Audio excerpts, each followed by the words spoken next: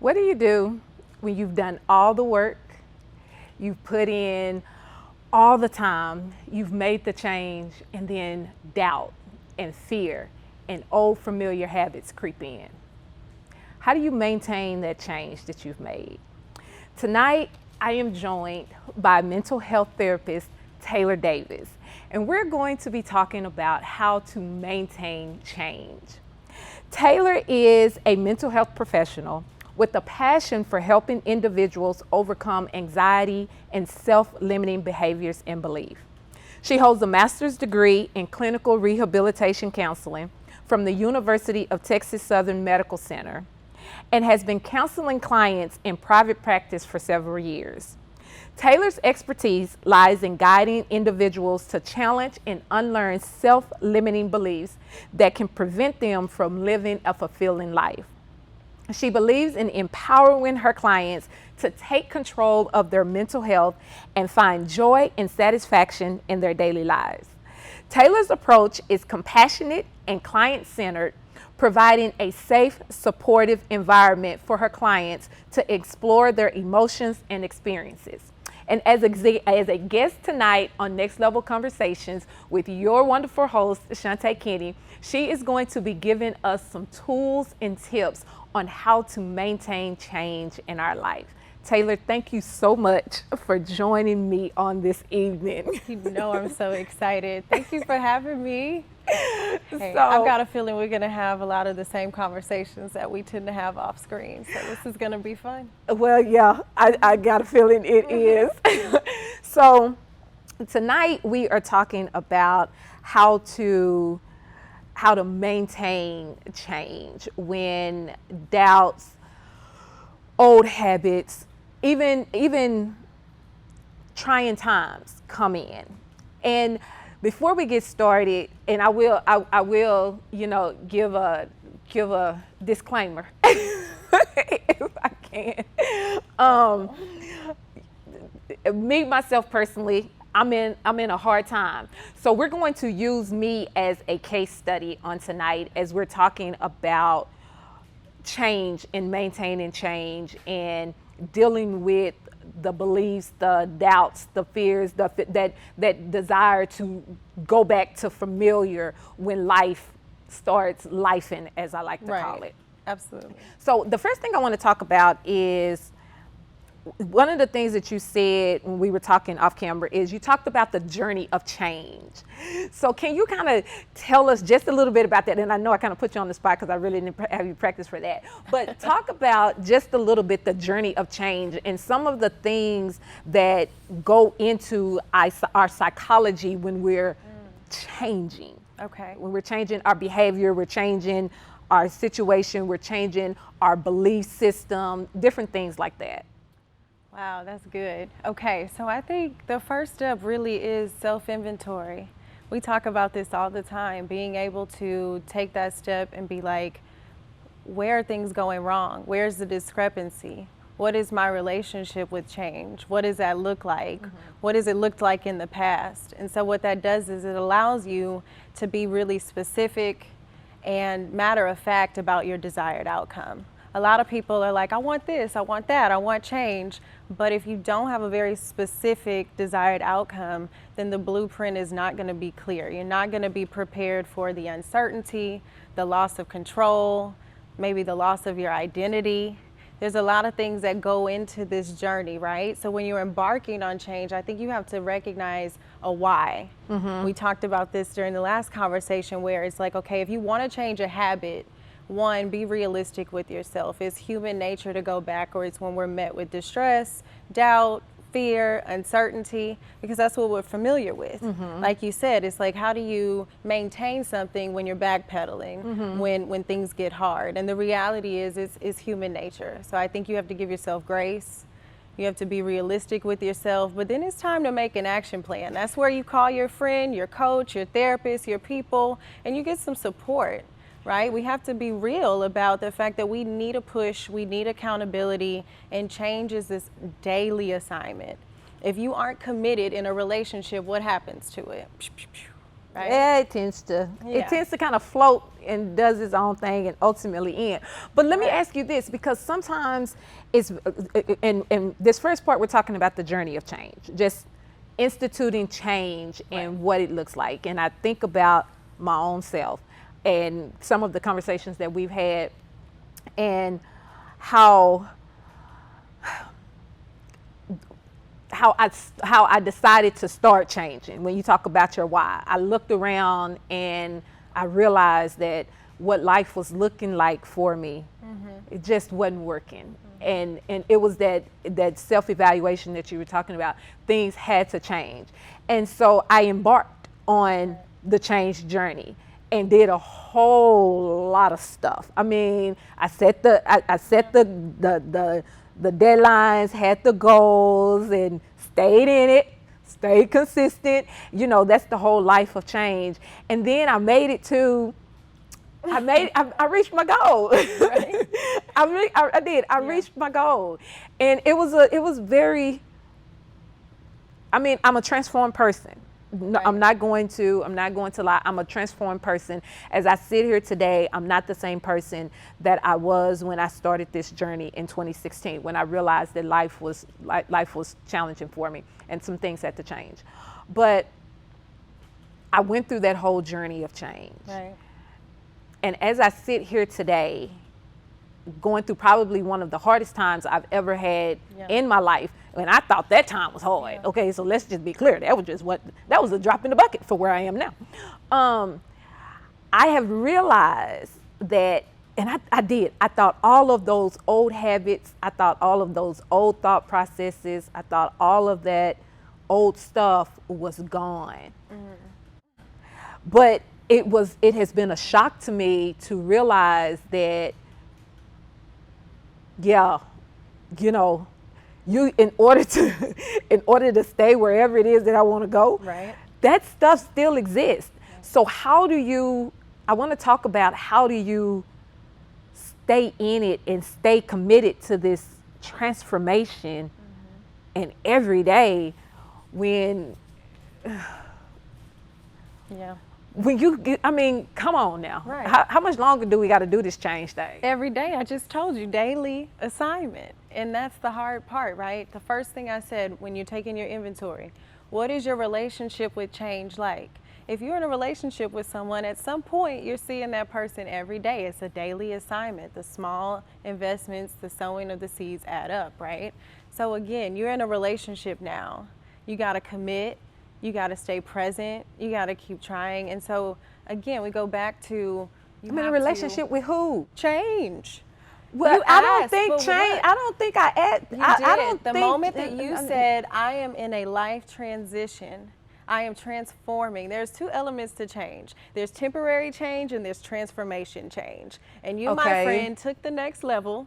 Hello. And you said, like, I want a relationship with change. If it was working and it was serving you, you wouldn't have chose change.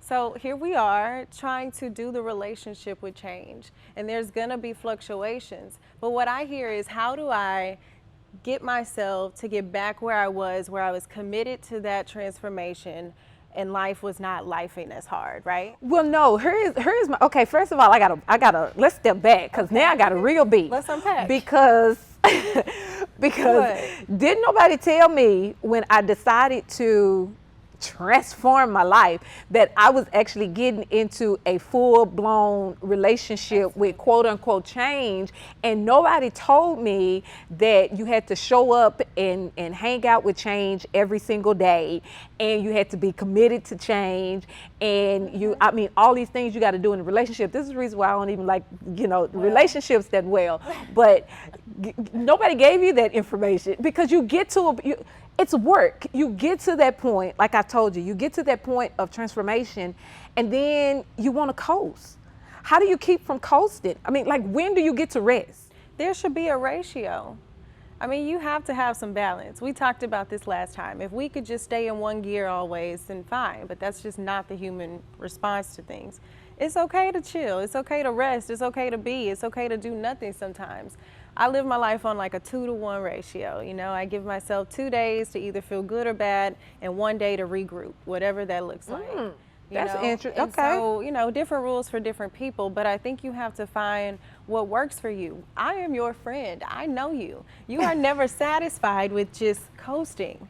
So it might be helpful to look at your relationship with coasting too. What's your relationship with productivity like? What's your relationship with being still like? I've seen you try and do both, and depending on where you are mentally, right, the capacity is different. And so if you want to coast, then coast, but give yourself permission to coast. The whole point, right, when clients come in and they're like, I want to be able to relax, and then I give them a list of ways to relax, they go home and they resist it because their relationship with relaxation has a problem. And that comes from core beliefs. I'm lazy. I'm not a good mom. I'm not doing everything I need to do. I could be going harder. It's just like never ending. Right. So oh, okay, you just kind of slapped me upside my face there for just a with second. love, with love. That's kind of wrong. I'm just saying that when you decided I'm not doing temporary change because that's not working for me either, you said I'm going to do a life transformation kind of change. And that requires, again, this continuous acknowledgement, this continuous daily assignment. But it doesn't mean that you're just on go all the time. Like, there should be moments where you're present for everything else that's important to you that doesn't require you to work as hard, right? But again, what is that relationship like with yourself when you're not working hard? I've been there and I've seen it, and you get hard on yourself, you get critical, I should be doing this. All that should thinking, what if I was doing more, what if thinking, we've talked about it. So that's how we go backward. I mean, that's how we maintain, right? We have to look at the way we're thinking about it first.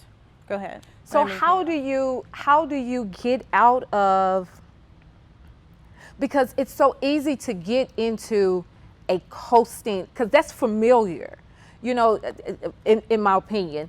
It's easy to just start coasting. Well, are you coasting backwards or forward? Well, how do you determine that?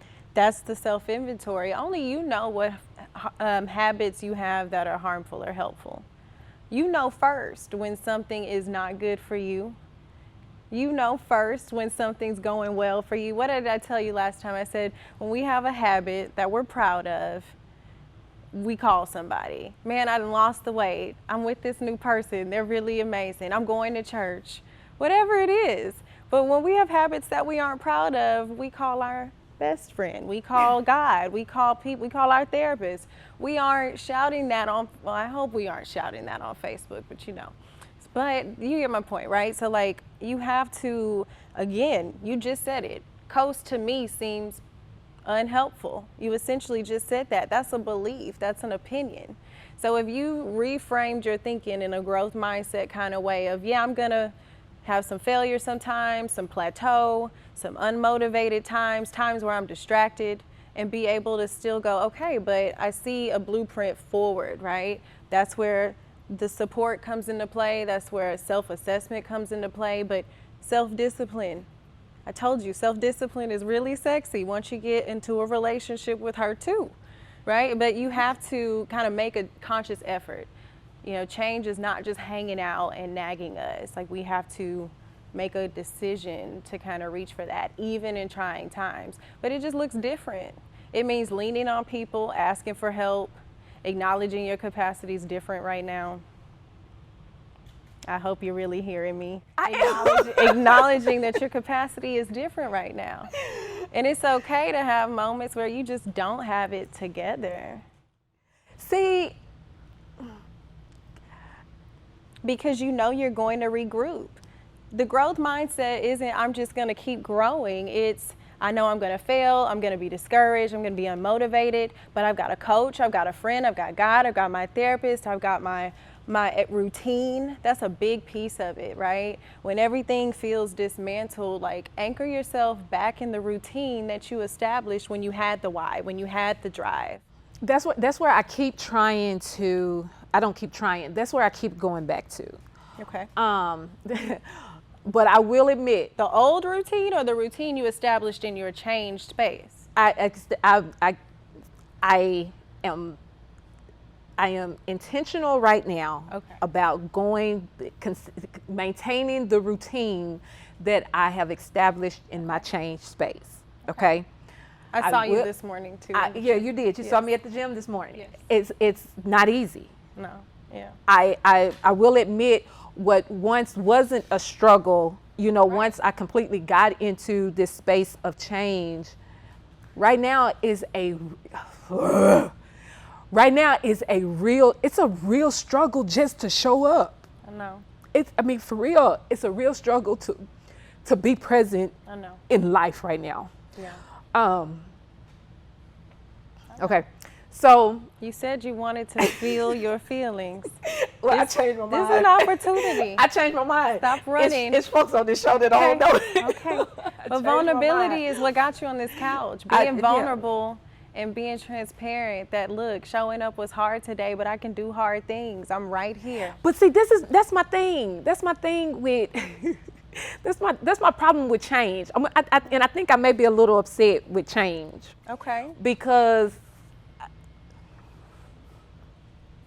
it just doesn't seem, and maybe I'm just complaining.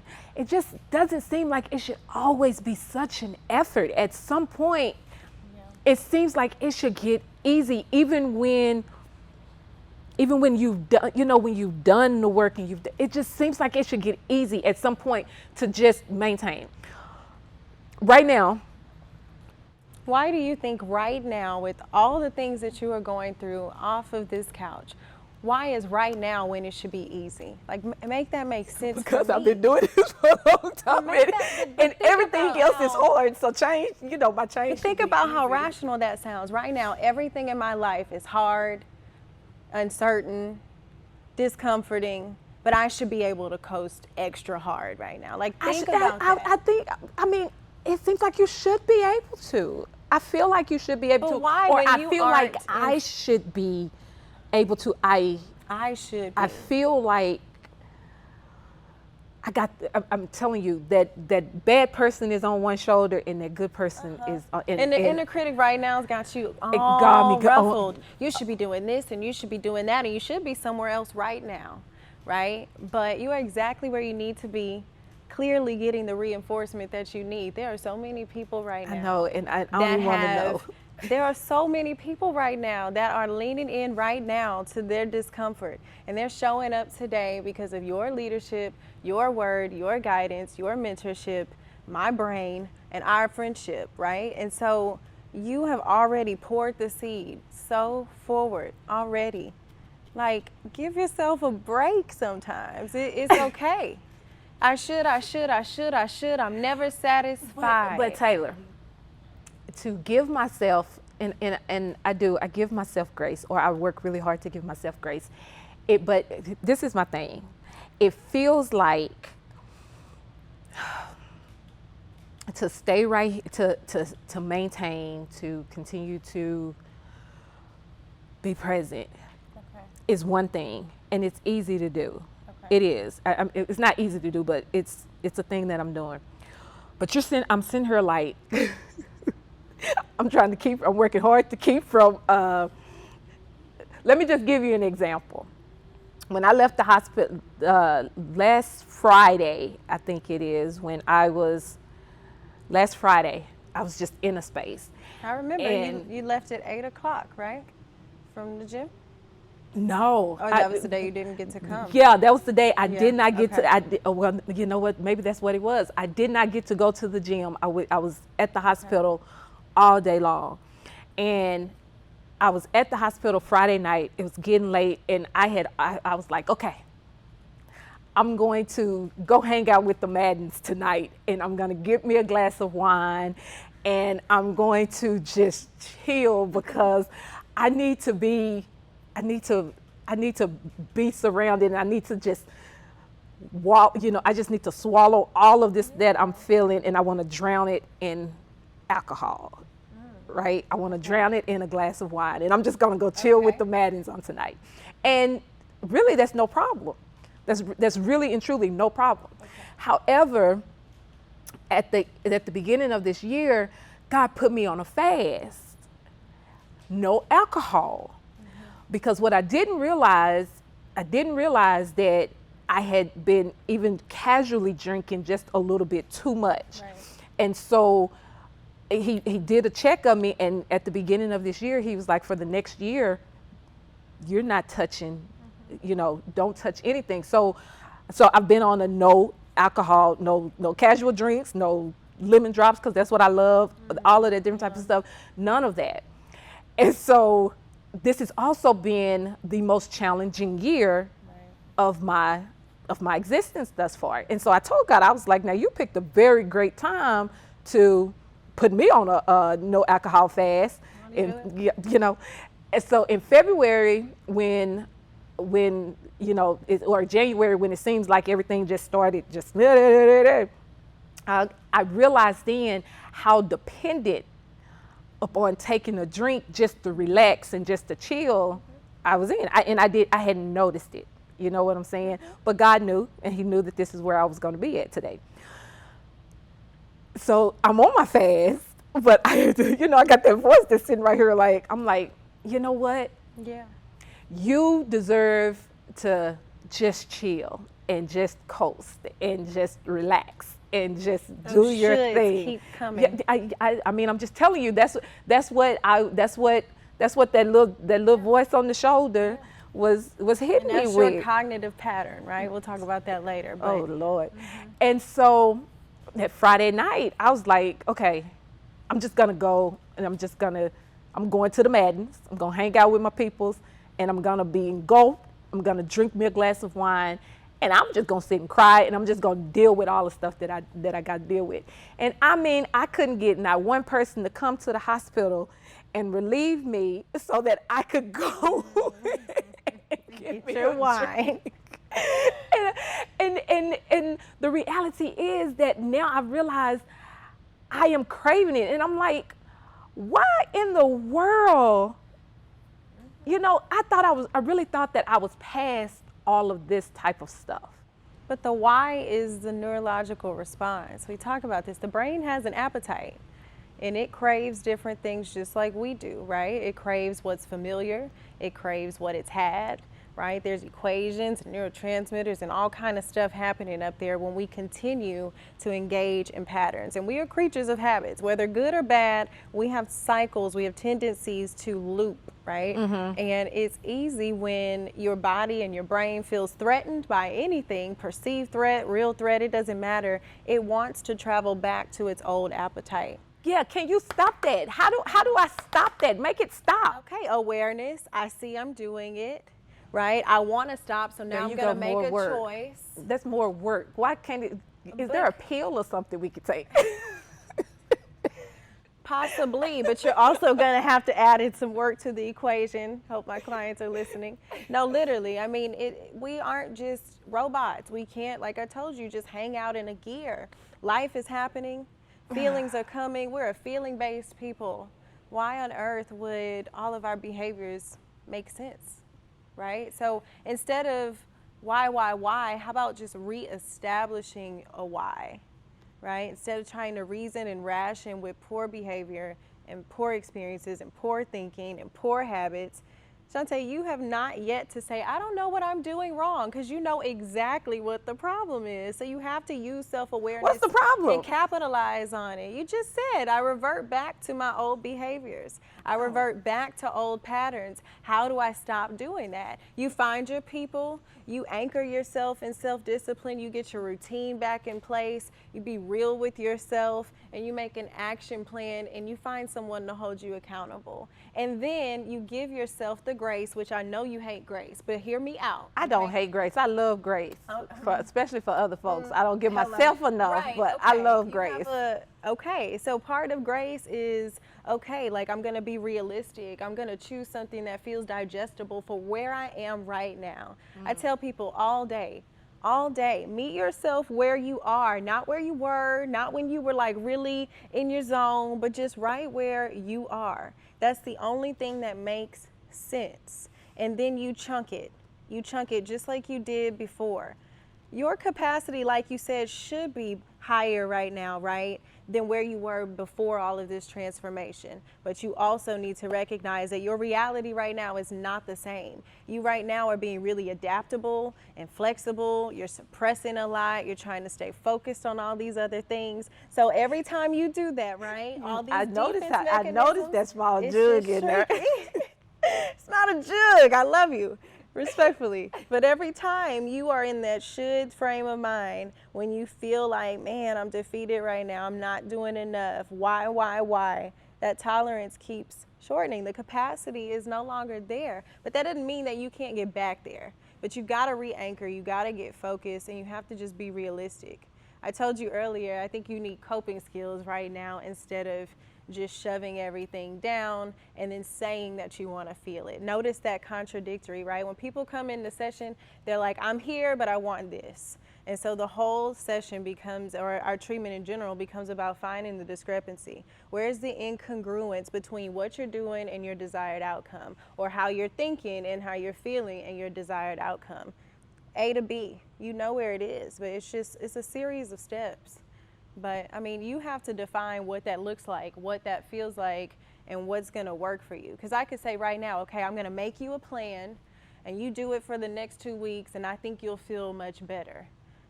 I can't do that. You have to sit with me and we have to collab and go, okay, what is realistic right now? What is really happening in my life? Where is the self-assessment tool? Like, when's the last time you reflected on, like, maybe what do I need instead of what do I need to be doing? Okay, well, that's probably a very good question. I hope so. Because I will tell you, I will admit that I have not sat with what it is. What do I need? What I can tell you what I need for I need for all the voices to. Okay. I need for all the voices Okay. to all the desires. I mean, like trying to go and eat a whole bunch of candy and all of that stuff. And How do you feel jump when in you people's eat candy beds and jump in stuff. people's beds? How do you I don't feel do- when I'm you... not doing that, but that's Okay, what well, that's how what I did desire. you feel when you were doing those things? How did it make you feel? Yeah, not good at all. No, in the moment, how did it make you feel? In the moment, Yes. well, in the moment I enjoy it. Right. So again, It's right? the afterwards. If you were proud of the habit, you would share the habit. Now you're vulnerable, so you do share, when things have been hard and when you've had a poor way of dealing with things. But again, like, you know the blueprint. If you know where you've gone wrong before, then you know where to go. And all I'm trying to do, and that's all I'm trying to do is Rush no, yourself. no, I'm not trying to rush myself. I'm trying to just let all of this go and not fall back into my bad habits. And they're strong. I mean, it's more strong now than it's ever been before. You're being tested. And all I'm saying is, like, when was all the testing just gonna stop? I'm just complaining, Lord, forgive I'm me. like, y'all might have to talk about that one, No, I'm here but when it gets tough, when you No. feel like you just can't do it anymore, right? But we're all tempted. We've all got our thing. no, I know that. And what I really wanted to do on the show, because hopefully I'm not the only person who feels these types of ways, and we're going to open it up for because she done put me on the. I've been on the couch. You I said don't you know. were the case I study. don't know what is wrong with me. I have Shantae just got literally to said, stop this. today we're using my life right now as a case study. So I went into session mode. You should You have told really me. did, and it was not comfortable. But we're gonna open it up and let a few other people ask some questions and chime in. But my whole goal, even for using myself as a case study, is because life happens, and it's I wanted to have a conversation and help people who are even in the place that because I'm not gonna pretend that I'm in a good place. Yeah. I'm Yeah. trucking along, but it's how do you maintain this transformative way of life, these transformative thoughts, this Yeah. just this change that you've made in your life when all of this starts, when all of this starts hitting. Yeah. And so, I figured if I'm asking these questions, other people may be asking these questions. For sure. I'm asking the question. We're all facing that. But transformative is something different every day. I Yeah. tell clients constantly, progress is not here. It looks different every day. So I'm excited to hopefully give some insight. You know? Okay, guys. So we're going to open up. We're going to open up the chat for some questions from you all right after this.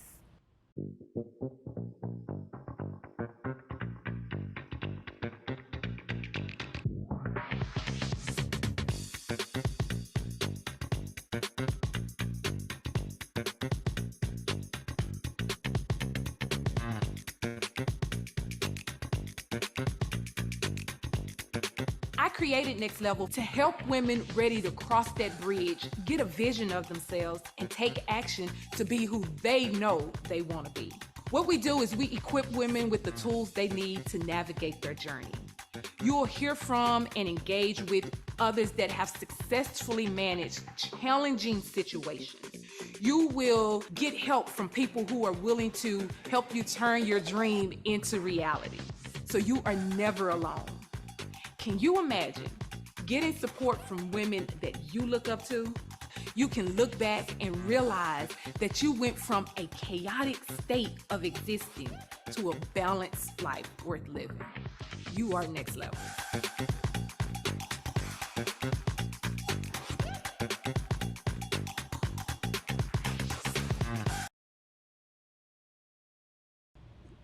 We are back. I'm Shantae, the host of Next Level Conversations, and I am here on the couch getting drilled good by Taylor Davis of Tailored Mind Therapeutics, right? Therapeutics, and we are talking about how to maintain change, especially when your life is in a state of flux. And all of the work that you've done, we've talked about the journey of change, which is apparently you get into a relationship with them. Who knew? And how to maintain that change. And so now you guys can begin to, if you want, start dropping your questions for Taylor in the chats while we just continue. We were having a off-camera conversation, and you want to fill them in on what we were saying as people begin to drop their questions and comments in. Now she's gonna say I was drilling, but again, You were drilling. You were drilling. Well, I truly, like I was saying, I think that you don't lack the vulnerability, you don't lack the ability to recognize when you need to take a step back and reassess. That's not your problem. Self-discipline, you got that. Like, you have all the things, but I think the issue is that you have to redefine what transformative means. I think for you, it means going hard every day, finding big wins, not just small wins, but big wins. And then I look for little wins, Taylor. Do? I do. Okay. I look for. I am intentional in looking for little wins. Okay. I'm gonna give myself that one. Good. Take your credit. Fair. But I think just in general, progress is going to look different every day. So when we talked initially before about like how do you change a habit, right? I told you like you have to have a ratio between grace and feeling it, feeling sorry for yourself, and this is hard, and then again regrouping and getting back to it and finding your people and your accountability and the things that create the skill set. Like change, yes, is a relationship, but it's ongoing. It's a skill set that you have to develop and really focus on. And so I'm sorry that it takes work.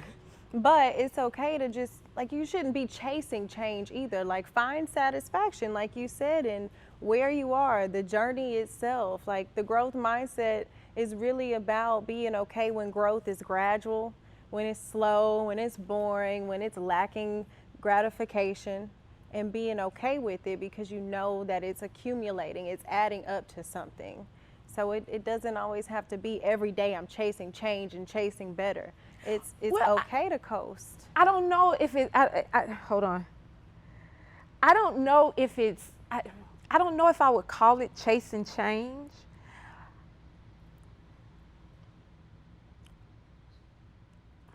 Maybe I would call it and I think I call it maintaining change. Okay, good. And so you're saying that you really don't have to maintain change every day? Is that what you're saying to me? Well, think about it. Maintenance requires tuning in, a tune up. Like, that's what self-awareness is. That's what the assessment is about. And then shifting gears and really doing something about it. Changes action, changes intentionality, changes going, okay, this is working, this isn't, what can I do about it? Anchor in control, anchor in certainty. It doesn't have to be this anxiety around what if I can't keep all the change that I've accumulated, right? There's going to be times where you're in change and it's lonely. You're like, where are my old friends and my old life and my old routine and those places I like to go? Oh, that was so fun. That was a time. But like with change comes some grief. And you just have to be okay knowing like maintenance is maintenance. It's not necessarily something's good or bad. We're just checking in. So are you saying that, which I think I hear you saying, that you might as well just anchor in because you're going to be doing this for the rest of your life? If you want to. If you're... Your willingness is through the roof. So that's your gift. And so that comes with great responsibility and faith. And right now, all of that's just being tested. But I feel like I'm just whining. That's what I kind of feel. That's what part of me, and I'm just being honest with you. Fair. I feel like a part of me is So let's talk solutions. just wait, straight up whining. Hold on before we talk solutions. Let me get a couple of these questions. Yeah, my solution-based people, they come into therapy and they're like, am I complaining too much? And it's like, you gotta feel first. It feels okay. So so we have one question. Everything sounds great, but what about women over 60? I'm not really sure what that means. I think I could gather that you're saying like, okay, well, what if I'm in an entirely different place developmentally in my life? What if my meaning of change or maintenance looks different, whether that's psychological or physical? We have different limitations at different phases of the lifespan.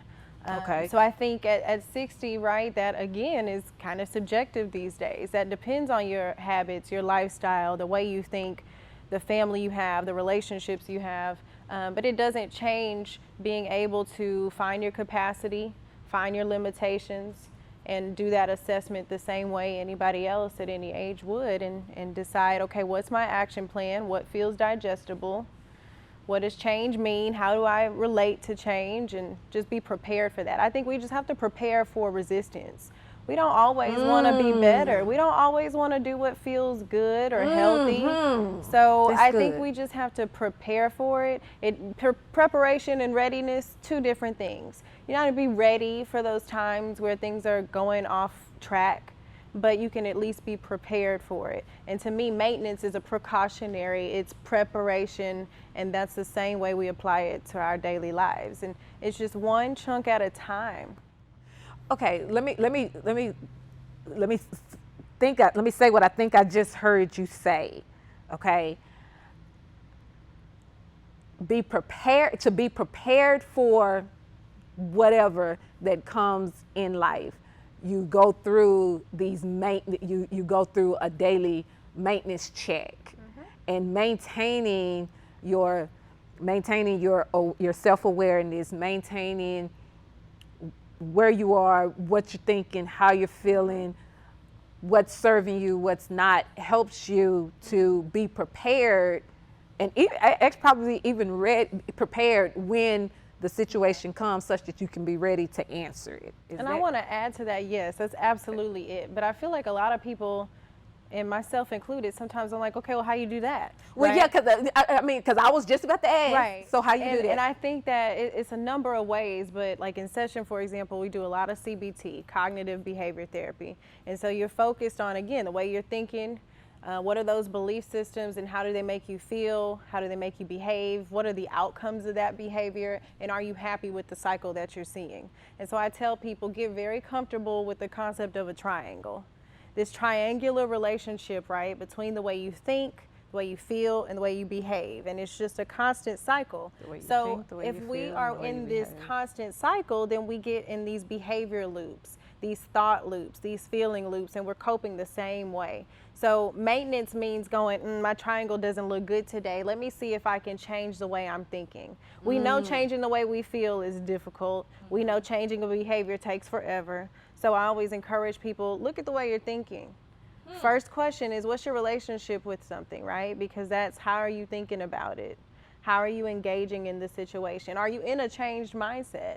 Because we can do all of the behavioral changes, but if the mindset and the psychological response isn't really changed, then we got a lot more reinforcement to do. And the only thing you can do is practice and put in repetition. So the triangle approach, you can put it in a journal, rip out a sheet of paper, whether you're at work, home, like it really is just about going, okay, my automatic thought right now is I should be doing more. It's making me feel anxious and defeated. And then that's making me drink after work and overthink and avoid my kids. I don't drink after work, y'all. No, just letting y'all know. No, this is, I see several people. I'm just playing. But I'm just giving you what might seem like an extreme example, but for a lot of us is not. We spiral very quickly. And So- and it happens, and you don't even Right. don't even Sneaks up realize on you. that you're You said I got comfortable. When we're in a relationship, we get comfortable and things sneak up on you, and before you know it, things have changed, right? Oh, I lost myself. Oh, I gained the weight. Oh, I'm focused on everything else, right? So it's just the same thing. Maintenance requires effort and work. Maintenance But there are requires some things- effort and work. It does, but there are some soft maintenance, right? And it doesn't have to be a hard tune-up all the time. Maybe it's I go listen to some music that really makes me happy.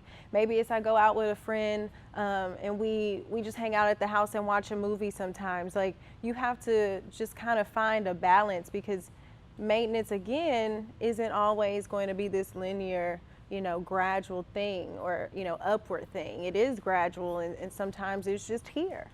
So meet yourself where you are. That's maintenance too.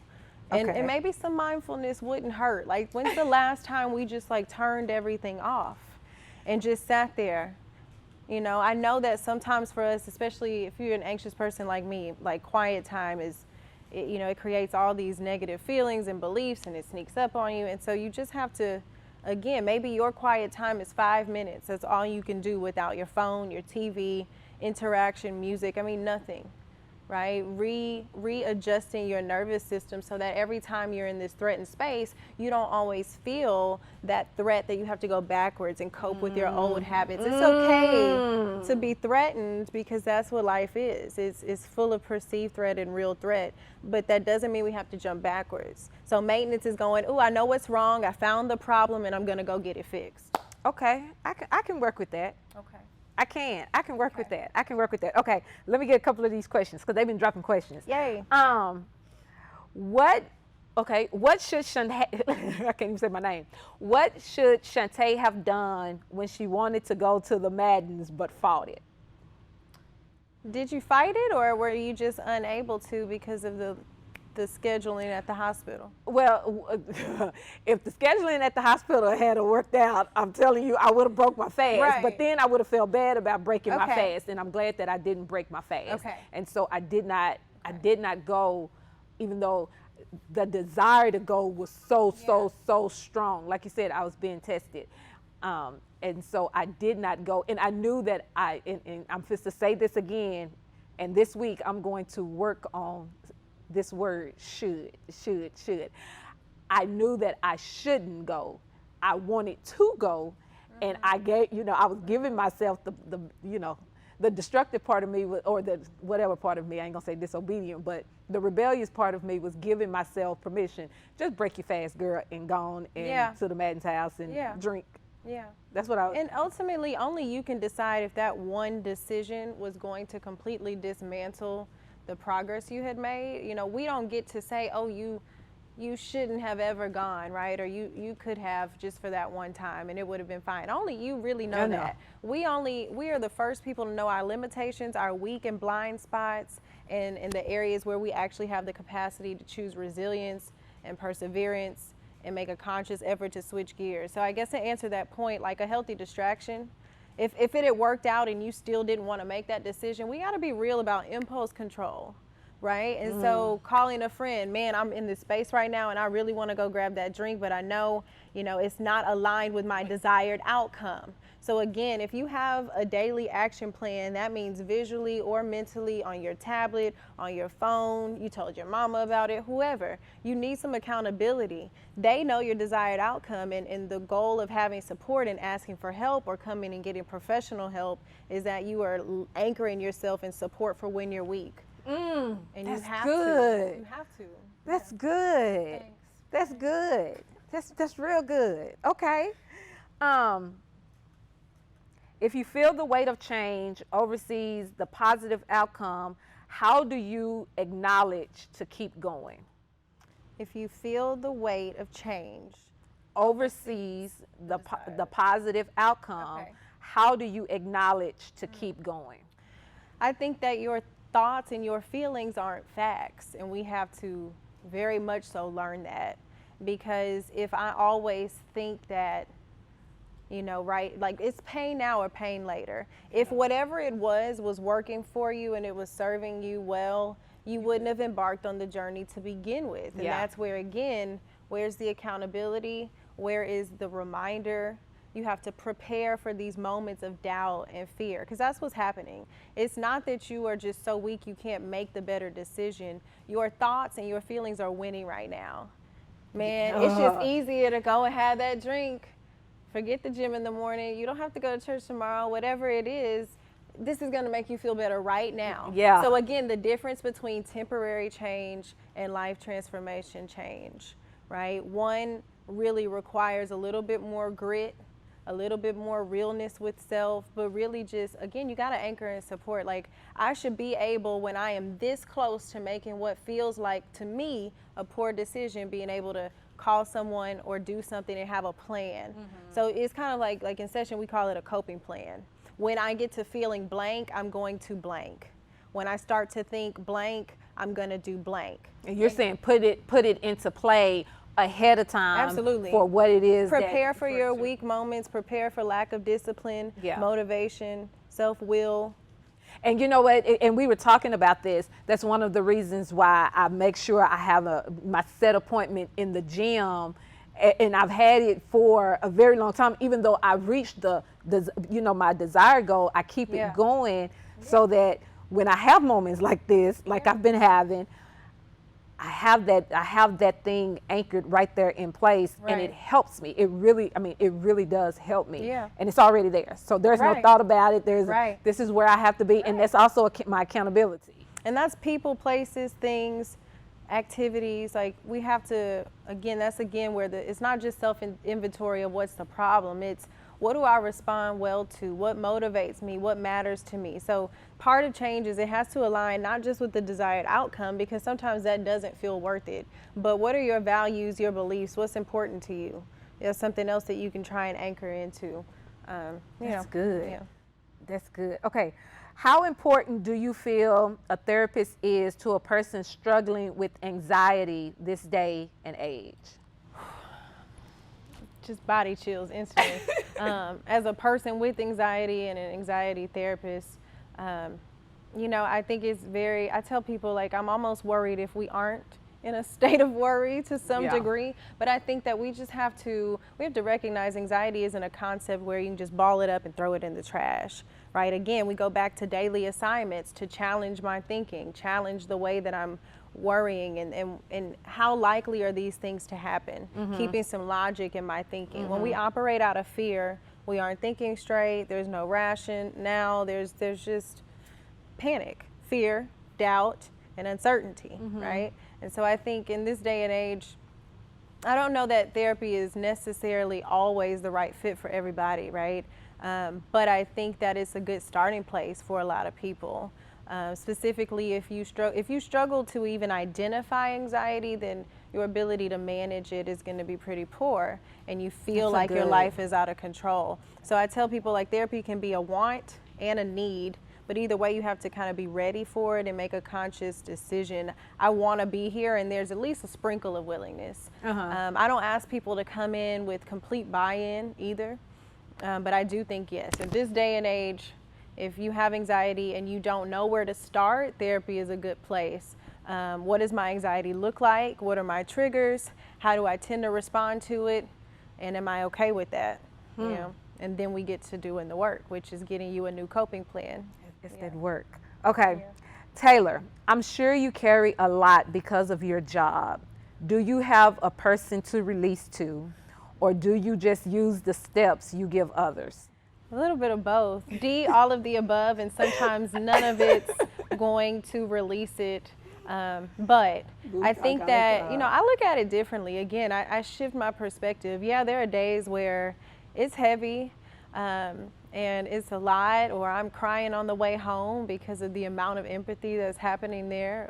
But that's the whole point, right? I've anchored in my why, which is gratitude that I get to facilitate someone, whether it's learning about themselves, exploration, vulnerability, whatever it is, I am walking through life with them for that 50-minute session, right? And once we develop a relationship, that's what it is. It's a relationship. So I get a chance to be in a plethora of relationships with different people. And yeah, sometimes it's calling family, it's calling on activities, it's calling friends, it's calling God, it's all of the above sometimes. But it's worth it.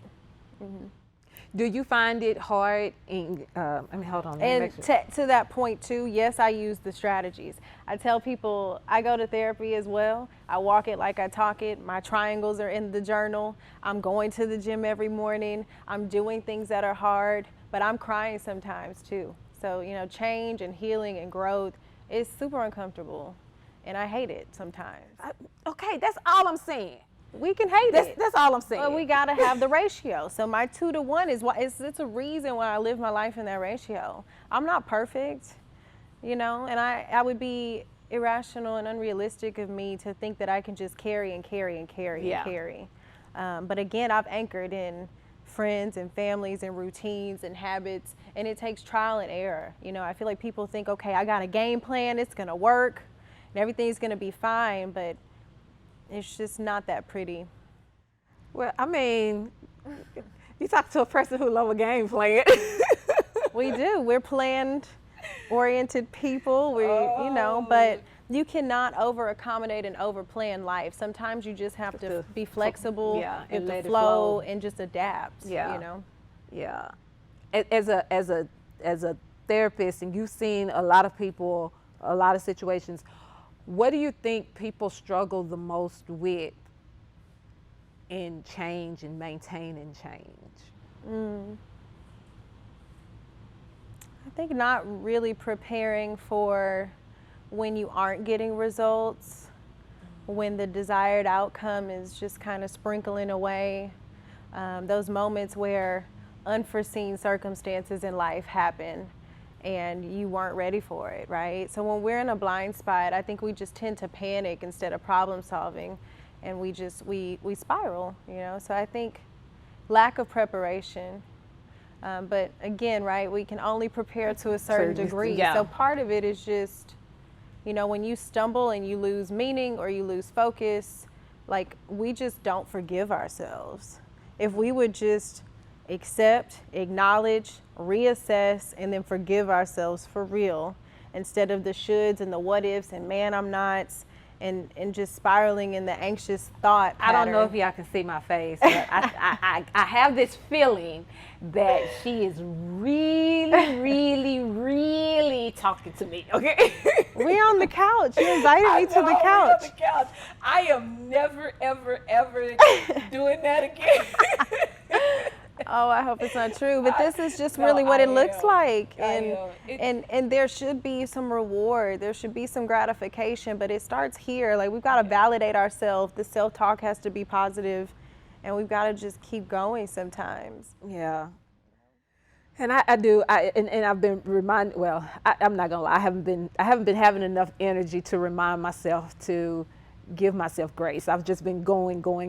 But Yeah. I'm after tonight, I'm going to stop, step back, and remind myself, Shantae, hey, meet yourself where you are right now. And it doesn't have to be pity. It's just I know. acceptance. Maybe I am in a pity party. See, I could No. very well be in a pity party. Who I don't think knows? so. I don't know. I think you came here intentional about being vulnerable and sharing that sometimes we show up when we don't want to. And it's because even though you don't feel it right now, you know that you were made for this, you had the capacity, and here you are, you know? And there you have it. Taylor, thank you so much for joining us on the couch tonight.